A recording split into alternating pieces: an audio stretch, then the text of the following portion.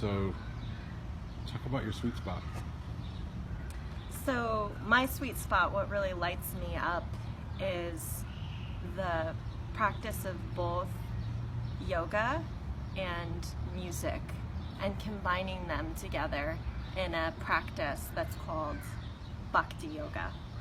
That is the yoga of devotion. It's a really amazing, heart-opening experience where we get a group of people together, and there's a band, but it's not a performance. And we get everybody who's there involved. It's kind of like a yoga class, but without postures. And we get people chanting, singing, moving their bodies, or even just sitting in meditation, if that's what whoever is in the practice is comfortable with. And invite people to just have their own experience. So, one of these things, one of the things in this life is people, begin to be self-conscious, and I invite people out of that and into their own bodies, because nobody's watching you. It's like if you close your eyes, nobody can see you, right? So, it's amazing to chant Sanskrit mantras. Sanskrit is a 5,000-year-old language with really resonant, powerful vibrations that really work with the energy body, that work with what are known as the chakras. They're these energy wheels, centers on the body, and each letter of the alphabet is correlated with part of one of the chakras. And when we chant, it lights up the whole energy body. And there are thousands and thousands and thousands of mantras, and they're really related to different things. You can set different intentions around them. I'll give an example. There's a mantra that's Loka Samasta Sukhino Bhavantu. And the translation of that mantra is, may all beings be happy and free. So when you chant that, you're generating that energy. And how beautiful is that? It's amazing. There's a mantra that I chant, which is Aham Prema. And Aham Prema means I am divine love. And when I chant to that, I really generate that energy. Then there's specific deities that you can chant to, and they're really like embodied energies.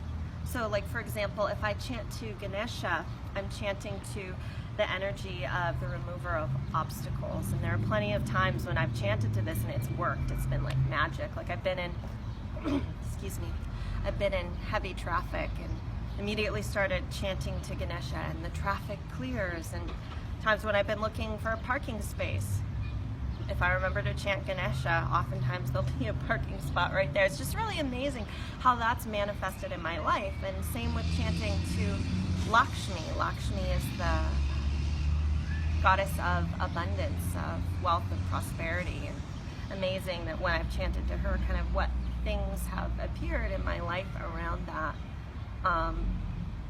And just different things. It's kind of like a manifestation, and you're really working with energy.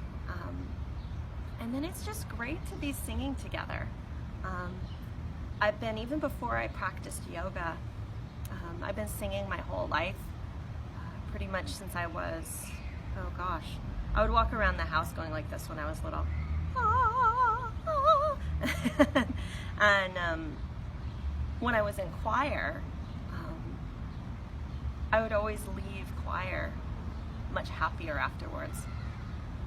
And I didn't start practicing yoga until the end of my college career. And as I started to dive more and more into it, and I found Kripalu, I realized, wow, when I'm singing, it's actually a form of meditation. I'm actually practicing yoga. I'm breathing. I'm creating sound. I'm focusing on a song. And there have actually been studies that have done that show that when a group of people chant together or sing together, just even sing together, their heartbeats synchronize. And there's something for me that's just so powerful about that. And something for me that's just so powerful about leading people in that experience. And also getting people comfortable with their voices, because there's a lot of trauma for people around that. Like, oh, I'm not a good singer. It doesn't matter if you're a good singer or not. It's just sharing your voice can be just a really incredible, heart-opening experience, and it can be really healing on a number of levels.